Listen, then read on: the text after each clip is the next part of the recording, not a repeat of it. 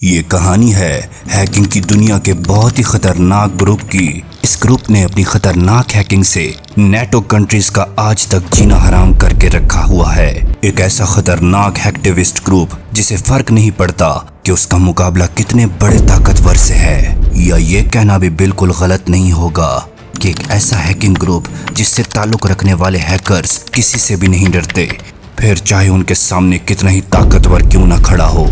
ये कहानी है रशिया से ताल्लुक रखने वाले किलनेट हैकिंग ग्रुप की, जिसने एक दिन के अंदर यूएस के 14 एयरपोर्ट्स को हैक कर लिया था। Cyber attack today impacting airports across the country, including Colorado Springs and Denver. It would seem to be the work of pro-Russian hackers forcing airport websites offline. अब इस ग्रुप की शुरुआत कैसे हुई और आज तक इस ग्रुप ने कितने कंट्रीज को अपने खतरनाक हैकिंग अटैक्स से निशाना बनाया है और अब तक कितना पैसा ये ग्रुप लूट चुका है और इस ग्रुप का लीडर कौन है, ये सब कुछ आपको इस वीडियो में जानने को मिलेगा। ये बात है फरवरी 2022 की, जब रशिया और यूक्रेन की जंग हो रही थी। तो पूरी दुनिया इन दोनों कंट्रीज की आपस में जंग की वजह से बहुत ज्यादा परेशान थी।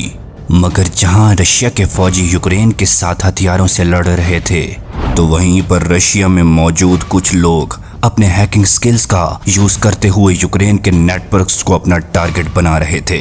ये वही लोग थे जो अपने देश रशिया के लिए यूक्रेन के साथ साइबर वॉर कर रहे थे और यूं जन्म हुआ किलनेट हैकिंग ग्रुप का। यहाँ किलनेट ग्रुप वाले न सिर्फ यूक्रेन के नेटवर्क्स और वेबसाइट को तबाह नहीं कर रहे थे, बल्कि वो नेटो कंट्रीज से आने वाली सपोर्ट जिसमें जंग के लिए वेपन्स मौजूद थे, उन तमाम शिपमेंट्स के नेटवर्क्स को भी हैक कर रहे थे, ताकि जितना ज्यादा से ज्यादा किलनेट ग्रुप अपने कंट्री रशिया को सपोर्ट कर सके और अच्छे तरीके से उनके लिए कंट्रीब्यूट कर सके। यूं यूक्रेनियन सरकार रशिया के खिलाफ जो भी प्लान या स्ट्रेटेजी बनाती, तो किलनेट ग्रुप वाले उसको हैकिंग अटैक परफॉर्म करके अपनी सरकार तक पहुंचा देते। यहाँ मजे की बात ये थी कि किलनेट ग्रुप में जितने भी हैकर्स उस वक्त शामिल थे, वो सब के सब हैकर्स स्क्रिप्ट किडीज हैकर्स थे, यानी उनके पास हैकिंग का कोई इतना खास नॉलेज नहीं था। मगर जितना भी उनके पास हैकिंग का नॉलेज था, उन तमाम ने उस नॉलेज का यूज करते हुए यूक्रेन कंट्री के तमाम नेटवर्क्स को तबाह बर्बाद करके रख दिया।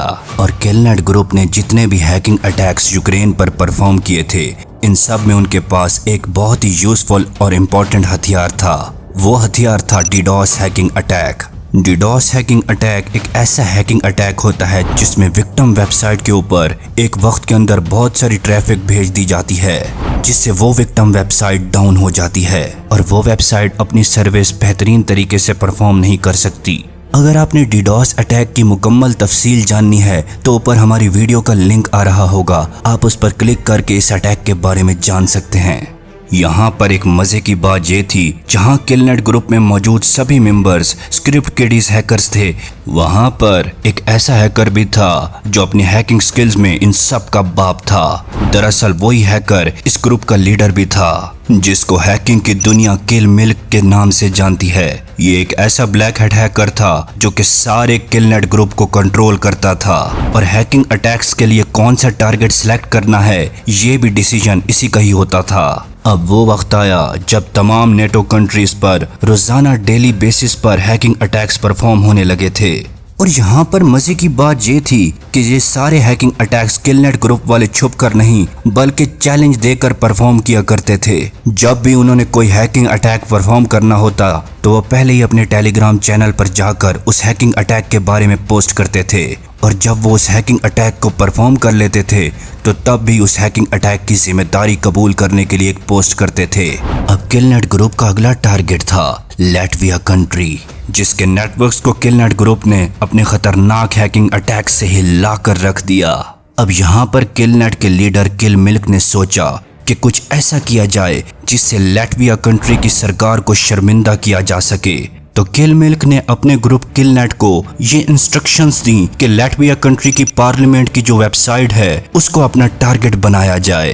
क्योंकि किसी भी कंट्री की पार्लियामेंट पर अगर हमला हो तो वो उस कंट्री के लिए बहुत ही ज्यादा खतरनाक साबित होता है। बस फिर किलनेट वालों ने उस कंट्री की पार्लियामेंट की ऑफिशियल वेबसाइट को अपने हैकिंग अटैक से निशाना बनाया और इतने खतरनाक तरीके से उस वेबसाइट को हैक किया कि उसे रिकवर करने में काफी घंटे लग गए। और फिर बाद में किलनेट वालों ने अपने टेलीग्राम चैनल पर इस हैकिंग अटैक की जिम्मेदारी भी कबूल कर ली। उसके बाद कुछ ऐसा हुआ जिससे यूएस के ट्रैवलर्स को काफी बड़े नुकसान का सामना करना पड़ा। अब असल में किल मिल्क ये चाहता था कि यूएस के साथ कुछ ऐसा किया जाए जिससे पूरी दुनिया का यूएस की टेक्नोलॉजी पर से भरोसा उठ जाए, क्योंकि आप जानते ही होंगे कि यूएस और रशिया के ताल्लुकात आपस में बहुत बुरे हैं और रशिया यूक्रेन वार में यूएस ने यूक्रेन को बहुत ज्यादा सपोर्ट किया। इस वजह से भी रशिया वाले यूएस को अच्छा नहीं समझते। बस फिर किलनेट वालों ने एक दिन के अंदर यूएस के तकरीबन 14 एयरपोर्ट्स के नेटवर्क्स को हैक कर लिया।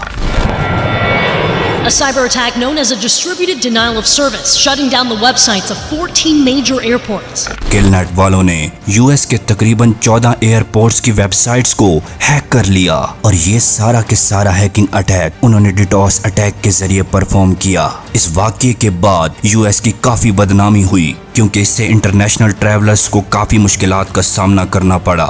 इन तमाम हैकिंग अटैक्स के पीछे किल मिल्क और किलनेट ग्रुप का सिर्फ और सिर्फ एक ही मकसद था कि रशिया को ज्यादा से ज्यादा सपोर्ट किया जाए, नहीं तो वो ऐसे ही रशिया की मुखालफत करने वालों के साथ हैकिंग अटैक्स परफॉर्म करके अपनी दुश्मनी निभाएंगे।